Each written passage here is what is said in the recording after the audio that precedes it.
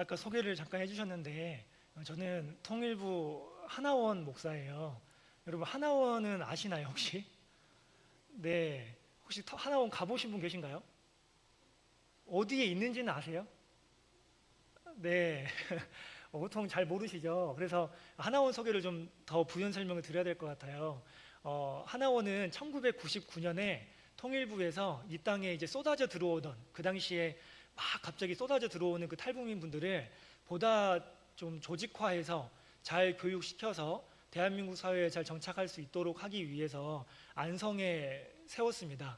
그 당시에는 하나였고 이 하나를 세워서 남녀, 노소 다 한 곳에 모아놓다 보니 여러 문제들이 생겼습니다.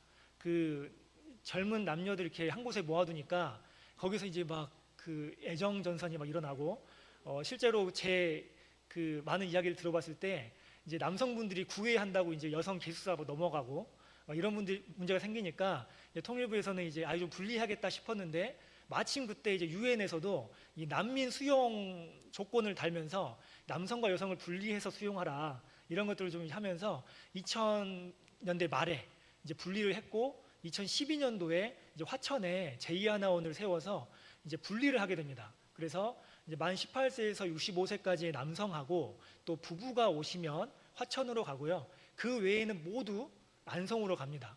그래서 부부? 그럼 부부도 오시나요? 하시는데 실제로 부부도 1년에 한 두세 커플 이렇게 오시거든요. 그럼 이제 그분들은 화천으로 가시고 다른 분들은 안성으로 가십니다. 저 같은 경우는 2019년부터 화천에 있는 제2하나원에서 5년 정도 심호하다가 올해 초에 안성 본원으로 임지로 옮겨서 복음을 전하고 있습니다. 물론 저는 이제 목사니까요. 하나원에 들어가서 복음을 전하는 일을 합니다. 그런데 그 하나원이 다른 사회기관들과 달리 조금 특수한 점이 있어요. 다른 병원이나 사회복지재단과는 달리 이 하나원은요, 정부 시설 중에서도 가장 최고 등급의 보안을 가진 각급 보안 시설입니다. 그래서 저희가 뭐 교회에서 혹은 제가 들어가서 어떤 복음을 전하고자 할 때 모든 것을 다 승인을 받아야지 할 수 있어요. 그래서 주일 예배나 새벽 예배 같은 경우도 다 하나원의 승인을 받고요. 또 승인을 해주지 않는 것들이 있습니다. 수요 예배, 금요 기도회, 또 성경 공부 같은 것은 하나원에서 승인을 안 해주는 거예요. 그래서 저희는 하나교회의 주요 사역이라고 한다면 주일 예배와 이제 새벽 예배 드리고 있습니다. 한국에 코로나 이후로요, 탈북민 분들이 많이 못 오셨습니다. 코로나 때문에도 못 왔고 그 사이에 북중 접경 지역의 철책도 강화되고 또 중국 내에서의 이동도 어려워지다 보니까 실제로 2021년도에는 한 해에 다해서 70명도 못 왔습니다. 그리고 2022년도에도 60명대 오는 게 전부였어요. 그러다가 2023년, 그러니까 작년 되면서 한 200명 이렇게 들어오셨거든요. 그리고 지금도 추세적으로 늘어나는 추세에 있습니다. 그래서 지금도 하나원에는 한 50명 정도 교육생 분들이 이제 정착 기본 교육을 받고 계시고, 아까 간증해 주신 우리 자매님도 올 4월 달에 이제 퇴소하고 나가시게 됐어요. 우리 자매님들 한국에 오시면 보호센터에서 2달 조사 받으시고 이제 하나원에 오시게 되는데요.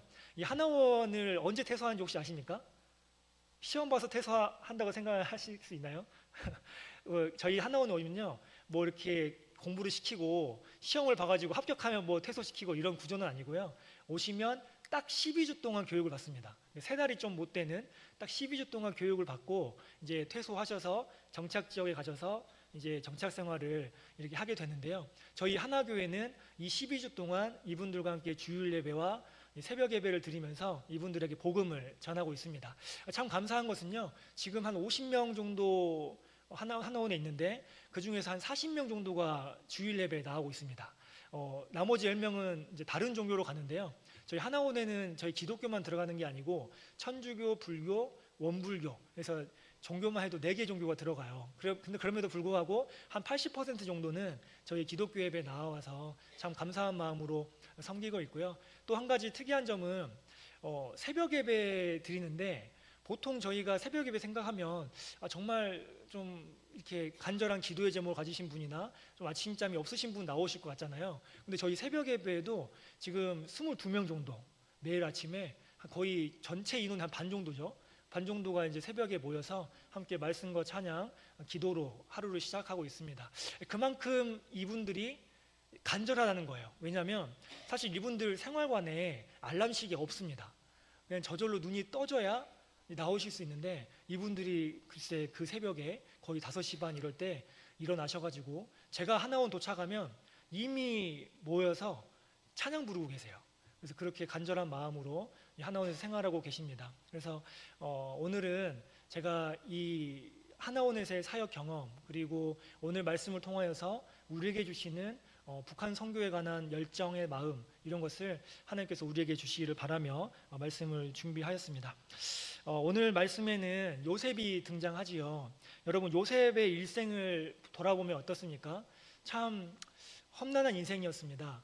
여러분, 우리가 사람들 중에 좀 우여곡절이 많으신 분들을 뭐라고 하죠? 롤러코스터 같은 인생을 사시는 분이다, 이런 표현을 하는데, 사실 요셉처럼 이런 롤러코스터 인생을 산 사람도 없을 것입니다. 이 한 가정에서 가장 사랑받는 자녀로 태어나서 그 아버지의 이 사랑을 듬뿍 받다가 갑자기 그 꿈을 좀 이렇게 자랑하고 또 형들의 시기 질투를 받으면서 결국은 이제 한순간에 노예가 되지 않습니까? 이 노예가 됐을 때 요셉의 심정은 어떻겠습니까? 얼마나 힘들고 처참했겠어요. 그런데 이제 그 노예가 됐을 때 요셉이 정말 열심히 살지 않습니까? 그러니까 이제 보디발도 요셉을 끔찍히 아껴서 또 가정의 총무가 되게 하셨죠. 그런데 더 큰 문제가 또 생기죠. 이 보디발의 아내가 또 얽히면서 이 성추문 사건으로 인해 또 이제 노예에서 더 최악의 상황인 이제 그 감옥에 갇히는 죄수의 상황까지 가지 않습니까? 그런데 그 요셉이 성경 말씀에 보면 어떻죠? 그 죄수인 상황 속에서도 그 죄수가 뭘 할 수 있을까 싶은데 거기서도 또 최선을 다하더라고요. 그리고 알고 봤더니 그 감옥이 정치범 수용소여서 거기에서 온갖 그 이집트의 정치범들 다 만나고 정치범 꿈 해몽해주고, 그것이 인연이 되어서 나중에 이제 바로의 꿈까지 해몽하게 되는 그러한 놀라운 일들이 생기지 않습니까? 저는 그런데 그 요셉의 그 우여곡절 많은 인생을 보면서 실은 오늘날에 수천 년이 지난 오늘날 탈북민 분들의 모습에서 이 요셉의 일생을 좀 보게 되었어요. 사실 제가 말씀 시작하면서 제 가족 소개를 좀 드리고 싶었는데 조금 늦었지만 소개를 좀 하면요, 저희 가족은 남남북녀 가족이에요. 저는 이제 남한 사람이고 이제 아내는 북한이 고향인, 그래서 우리 아까 간증하신 자매님과 이제 같은 북한에서 태어난 사람이에요. 제 아내는 이제 20년 전에 한국에 오게 되었는데요. 제 아내도 정말 많은 우여곡절 끝에 한국에 오게 되었습니다. 시간 관계상 다는 말씀 못 드려도 제 아내가 탈북하는 과정에서 두만강을 20번도 넘게 오갔어요. 가족들 때문에 나왔다가 다시 들어가서 또 일을 보고 다시 또 나오고. 그런데 그런 일을 해야 할 때가 불과 15살이었어요. 정말 힘들었죠. 그런데 이제 나와서도 한국에 가고 싶은데 한국에 갈 방법이 없는 거예요. 뭐 다른 사람들은 가족들이 이끌어줘서, 가족들이 브로커도 이렇게 좀 돈 주고 해주고 또 어떤 도움도 받고 하는데 이 어린 소녀를 도와줄 사람이 아무도 없었어요. 그래서 제 아내는 제 아내가 발품을 팔아서 어찌 브로커 한 명을 만나게 돼요. 그래서 그 브로커가 이제 한국에 가면 돈 내놓으라 하면서 그런 약속을 맺고 팀을 꾸려서 이제 대사관으로 이제 뛰쳐 들어가는 그런 일을 꾸미게 되는데요.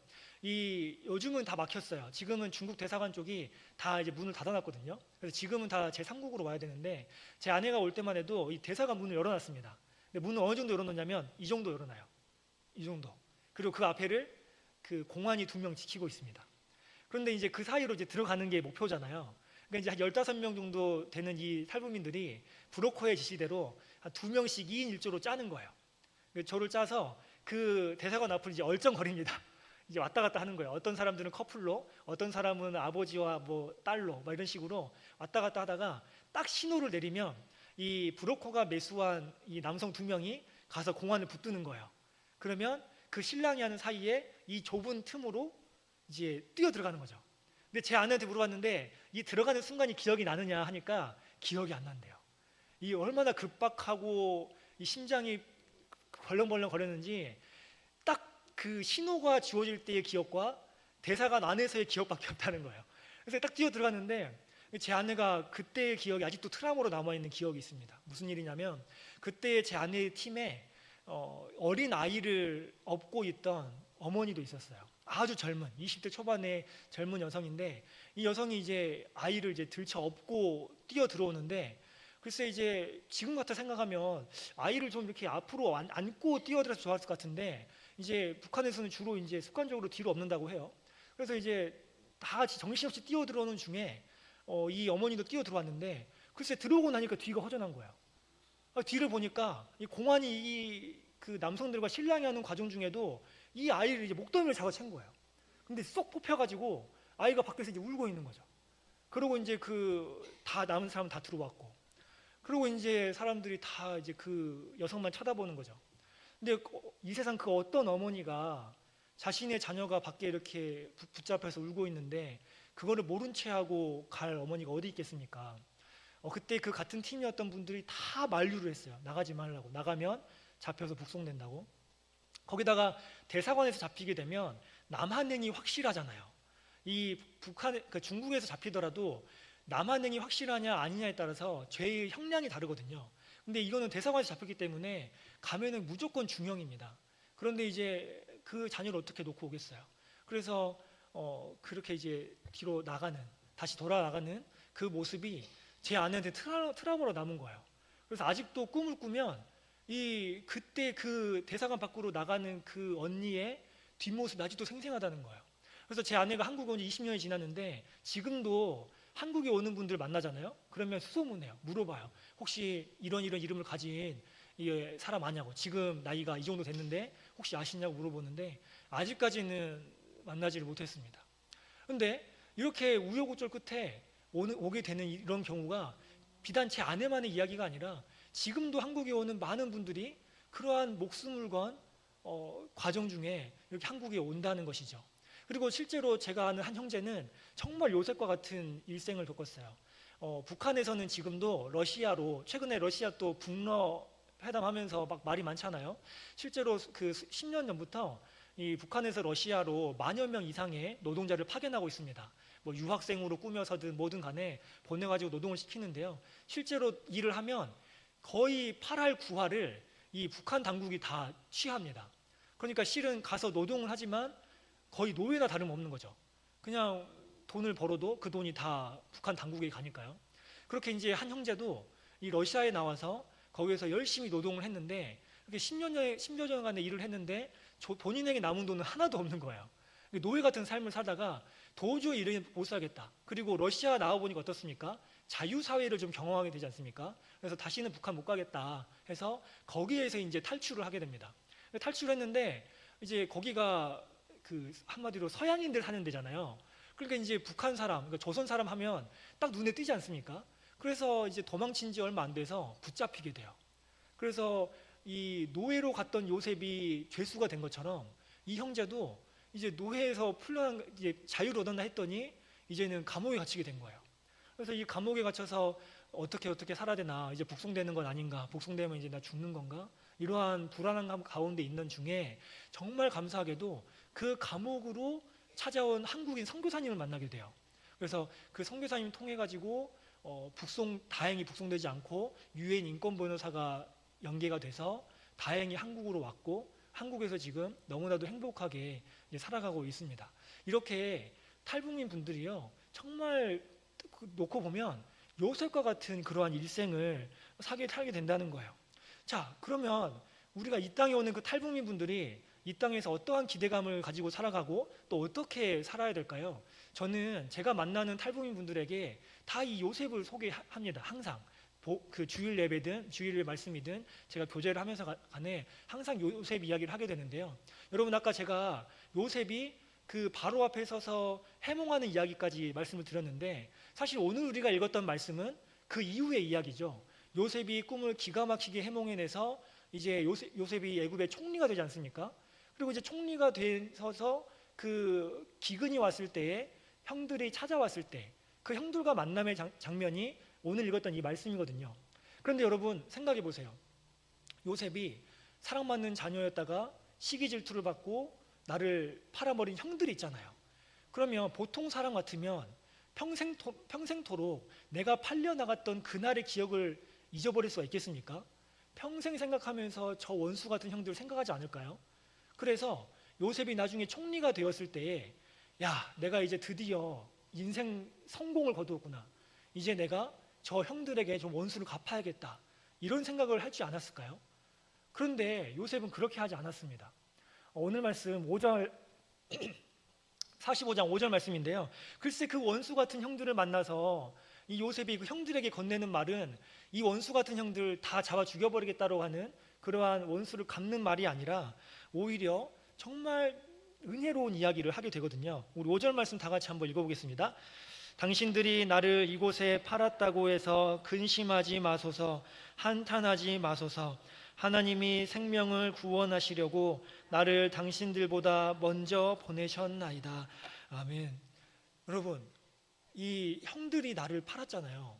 형이 분명히 나를 판 건 형들인데 이 요셉이 어떠한 믿음을 고백을 하냐면요, 실은 형들이 나를 팔았지만 사실 그 일의 배후에는 하나님이 있으셨다는 걸 고백하는 거예요.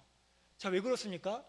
이 요셉이 먼저 이집트 땅에 가서 자리를 잡아야 하나님이 구원하고자 하는 이 이스라엘을 구원할 수가 있기 때문에 이 요셉을 보내기 위하여서 요셉을 그러한 어려운 상황 가운데로 보냈다라고 요셉이 믿음의 고백을 하고 있는 거예요. 이것이 하나님이 말씀하시는 게 아니라 요셉이 자신의 삶 속에서 찾아오시는 그 하나님의 말씀과 계획을 발견했다라는 이야기입니다. 그러면서 요셉이 또 뭐라고 고백하냐면요, 7절 8절 말씀이에요. 우리 7절 8절 말씀도 다 같이 한번 읽겠습니다. 하나님이 큰 구원으로 당신들의 생명을 보존하고 당신들의 후손을 세상에 두시려고 나를 당신들보다 먼저 보내셨나니 그런즉 나를 이리로 보낸 이는 당신들이 아니요 하나님이시라. 바로에게 아버지로 삼으시고 그 온 집의 주로 삼으시며 애굽 온 땅의 통치자로 삼으셨나이다. 아멘. 여러분, 이 요셉의 위대한 고백을 보십시오. 내가 그렇게 어렵고 힘든 인생을 거쳐서 이제 겨우 숨통 트이고 어떻게 보면 사람으로서 오를 수 있는 가장 높은 자리에 올랐는데, 글쎄 이 어깨가 하늘로 승천하는 것이 아니라 그 순간에 겸손할 수 있었다는 거예요.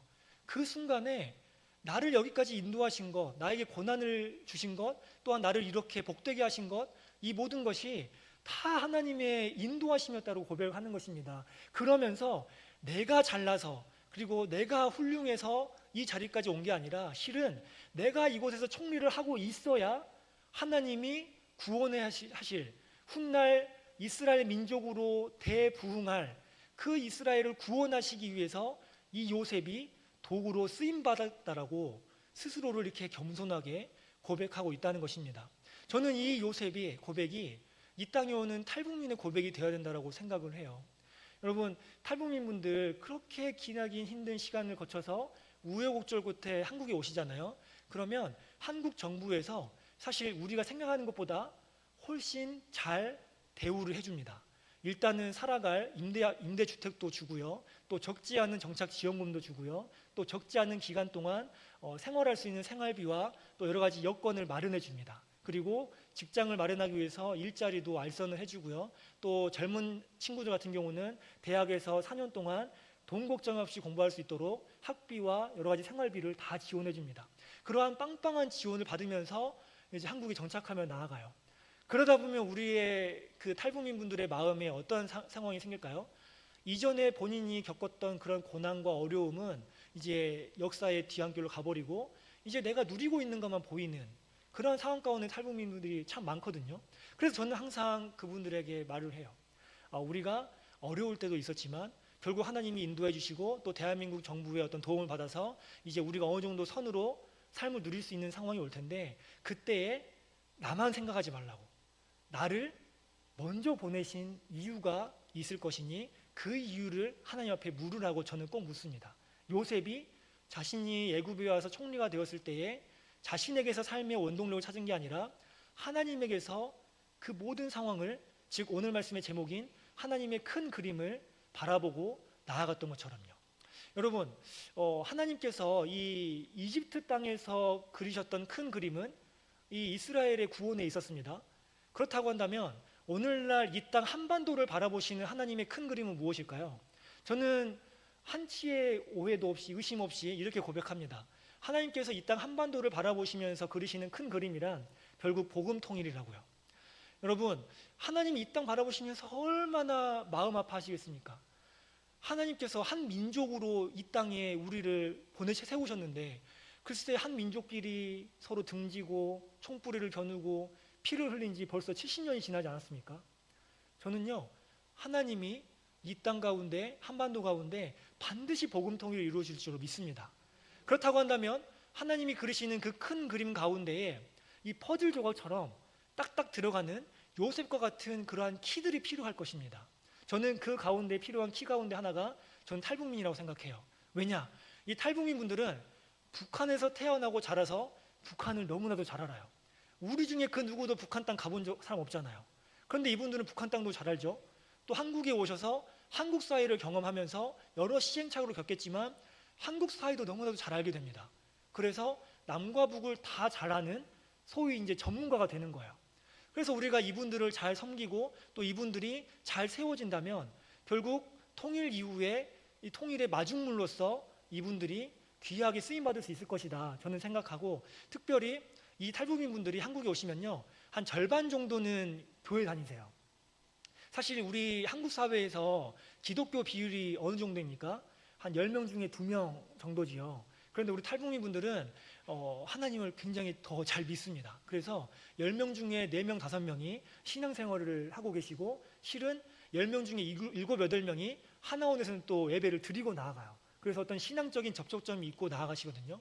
그래서 저는 우리 하나님께서 우리 이 땅 가운데 복음통을 이루고자 하실 때에 이 땅에 먼저 오신 3만 4천여 탈북민 분들이 잘 정착하고 또한 신앙적으로도 성숙하여져서 이 복음 통일이 될 때에 마치 요셉이 이 이스라엘 구원을 하시고자 할 때에 귀하게 쓰임 받았던 것처럼 하나님께서 복음 통일을 이루고자 하실 때에 이 하나님께서 탈북민 분들을 잘 섬길 것이다, 잘 이용할 것이다, 잘 사용할 것이다. 그래서 그분들을 통하여서 복음 통일이 한 걸음 더 속히 우리에게 올 것이다라고 저는 확신을 합니다. 그래서 우리가요, 이 땅에 오는 탈북민 분들을 환대했으면 좋겠습니다. 또한 그분들을 위하여서 기도하였으면 좋겠습니다.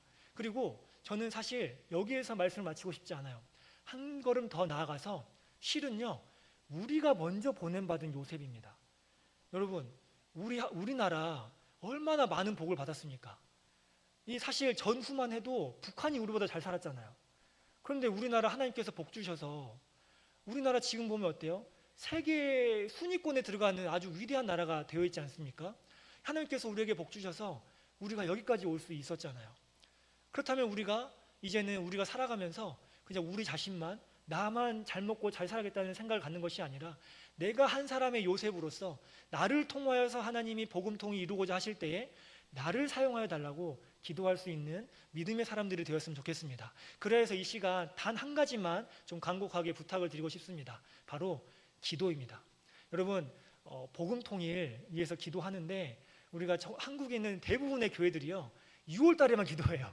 6월 달에 북한 선교 혹은 호국 보훈의 달 맞이해서 이때 집중적으로 기도하고 다른 11달은 좀 다른 기도를 놓고 기도하시는데, 우리는 한민족의 특수성이 있지 않습니까? 그래서 우리는 이 복음 통일을 위한 기도는 쉬면 안 됩니다. 그래서 간곡히 부탁드리는 것은 여러분의 기도 제목을 놓고 매일매일 기도하실 때에 거기에 복음 통일도 놓고 기도해 주셨으면 좋겠습니다. 그런데 기도는 해야겠는데 복음 통일 아니면 북한 선교 이제 뭘 알아야지 기도할 것 같은데 쉽잖아요. 그래서 여러분, 이 북한 정세와 또 한반도의 여러 가지 상황들과 또 이 한국에 오는 탈북민 분들에 대해서 관심을 가져주시기를 부탁드립니다. 이 뉴스나 언론을 통해서 들려오는 여러 이야기들을 들어주시고 또 그것을 그냥 한 귀로 듣고 한 귀로 흘리는 게 아니라 내가 저것을 위해서 기도해야겠다 하고 그것을 놓고 또 기도해 주신다면 우리 하나님께서 그 기도에 응답하여 주실 줄로 믿습니다. 여러분, 그리고 사실 제가 하나원 목사다 보니까 이것저것 다니면서 많은 질문들을 받아요. 특별히 그 중에서 대표적으로 2가지만 좀 꼽는다면, 한 가지는 이제 북한에 지하교회 없지 않나요? 이런 질문하고, 이제 탈북하는 건 불가능하지 않나요? 라는 질문들을 많이 받게 됩니다. 그래서 그 2가지도 아마 이곳에 앉아 계신 여러분들 중에서도 북한에 지하교회가 있나? 이제 우리가 그 실체를 본 바가 없으니 지하교회가 있나 없나? 이렇게 의심도 되기도 하는데, 심지어 요즘에 소위 이제 북한 전문가라고 하시는 분들이 에이, 북한에는 지하교회라는 게 있을 수가 없어요, 이렇게 말을 하고 다니시니까 이제 많은 분들이 지금까지 북한 지하교회에서 기도했는데 이제 기도할 필요 없나? 이런 생각을 하시는 분도 있는데요. 사실은 지하교회는 있습니다.